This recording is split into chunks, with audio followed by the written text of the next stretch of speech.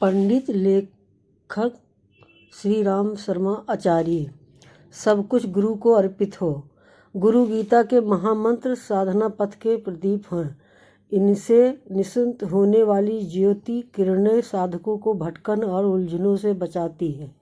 वैदिक ऋषिगण, अनुभवी महासाधक सभी एक स्वर से कहते हैं कि साधना पथ महादुर्गम है। इस पर निरंतर चलते रहना महाकठिन है। फिर चलते रहकर लक्ष्य को पा लेना गुरु कृपा के बिना निस्तार असंभव है।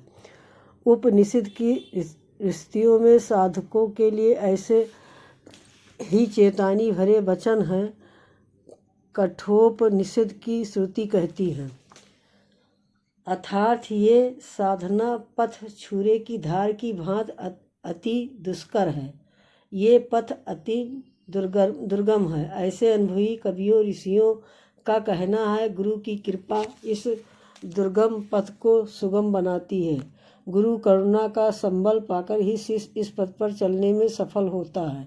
सद्गुरु के स्नेह सिंचन से ही साधक की साधना पूर्ण होती है।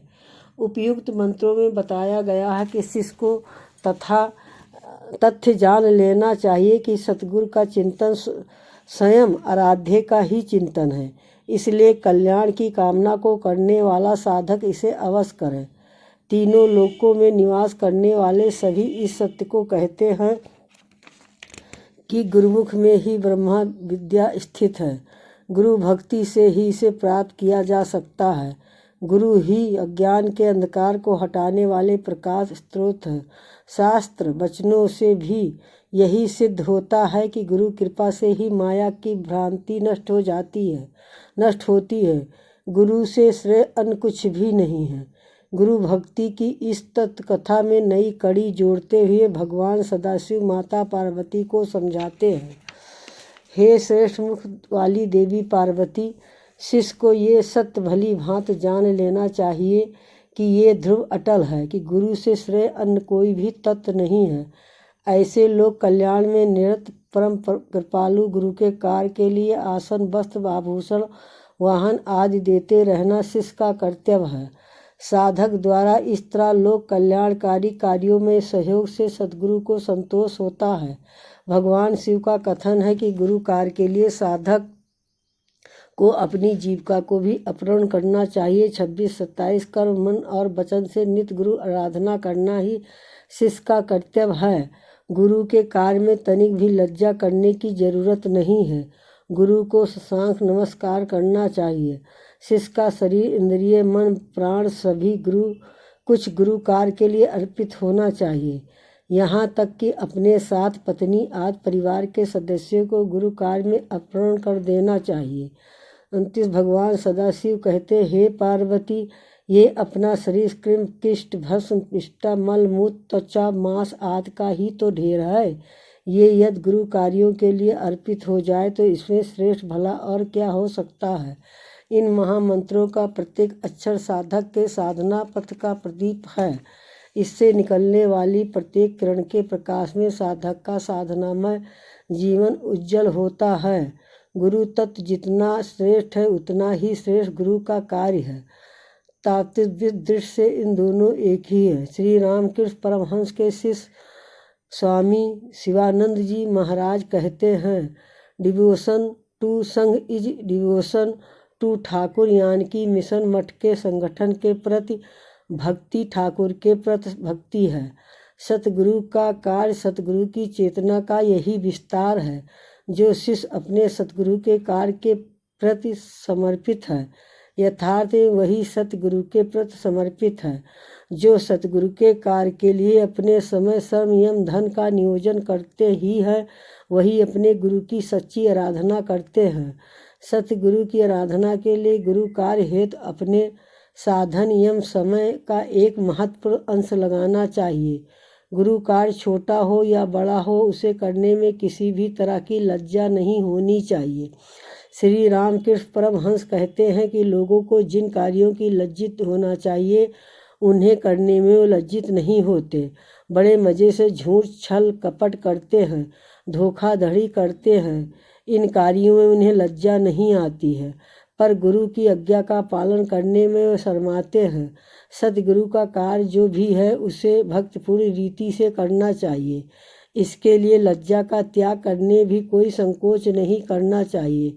कर्म ही नहीं, मन और वाणी से भी गुरु आराधना करनी चाहिए। बार बार और हमेशा यही सत्य ध्यान में रखना चाहिए कि गुरु आराधना गुरु की शरीर सेवा तक सीमित नहीं है। इसके व्यापक दायरे में सद्गुरु के विचारों का प्रसार, उनके अभियान को गति देने के लिए प्राण प्रण से प्रयास करना भी शामिल है। इस हेतु न केवल स्वयं का जीवन अर्पण करना चाहिए बल्कि अपनी पत्नी एवं परिवार के अन्य सदस्यों को लगाना चाहिए। अपनी ये देह पंच महाभूतों के विकार के सिवा भला और ये है कि यह क्या, इस देह की सार्थकता सद्गुरु के कार्य के प्रति समर्पित होने में ही है।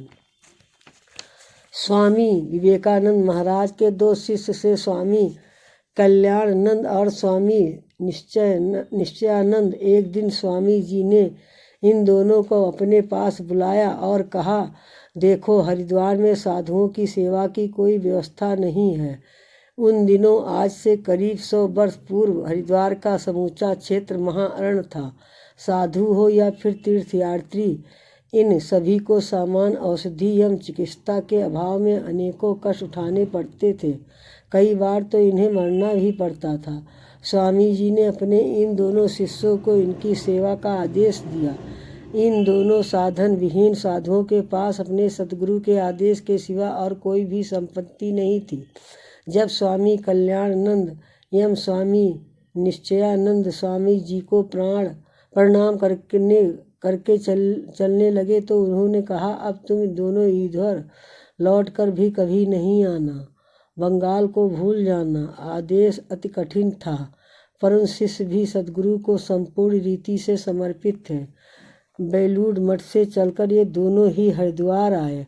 उन्होंने कनखल में अपनी झोपड़ियाँ बनाई और जुट गए सेवा कार्यों में।